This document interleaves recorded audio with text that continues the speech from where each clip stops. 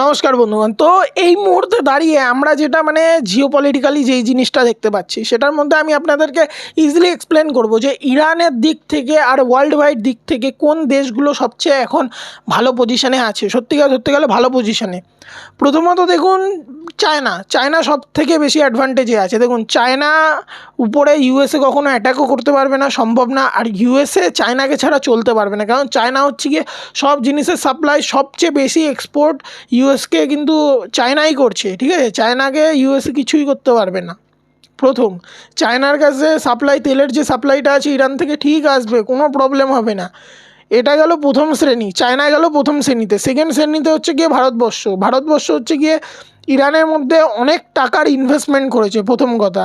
আর second, যে ইরানের থেকে যে তেল কেনা, যখন ইউএসএ চারিদিকে স্যাংশনে তাদেরকে শেষ করে দেওয়ার জন্য উঠে পড়ে লেগেছিলো, সেই টাইমে দাঁড়িয়ে ভারতবর্ষ একমাত্র একটা দেশ যে এত নিষেধাজ্ঞা সত্ত্বেও তাদের কাছ দিয়ে তেল কিনে গেছে।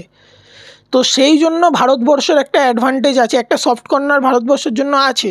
তো সেখানে দাঁড়িয়ে ভারতবর্ষের দ্য স্টেট অফ হরমুজ শুধু ভারতবর্ষের জন্য খুলে দেওয়ার ব্যাপারটা আমাদের মাথায় আসছে।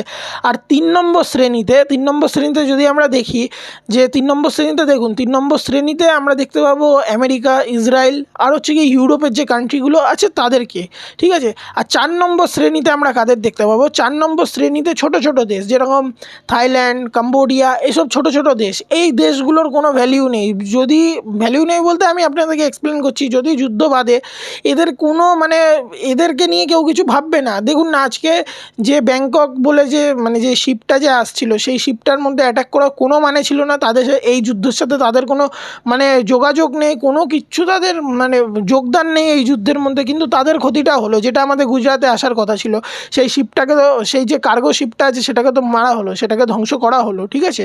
সেইখানের মধ্যে আর তার থেকে বড় কথা, এই শিপ দিয়ে আমার মনে পড়লো, এটা আপনাদেরকে বলা উচিত যে ইউএসের একটা যে শিপ ছিল সেটাকে ইরান ডিস্ট্রয় করে দিয়েছে, তার মধ্যে একজন ভারতীয়ও মারা গেছে, ঠিক আছে। তো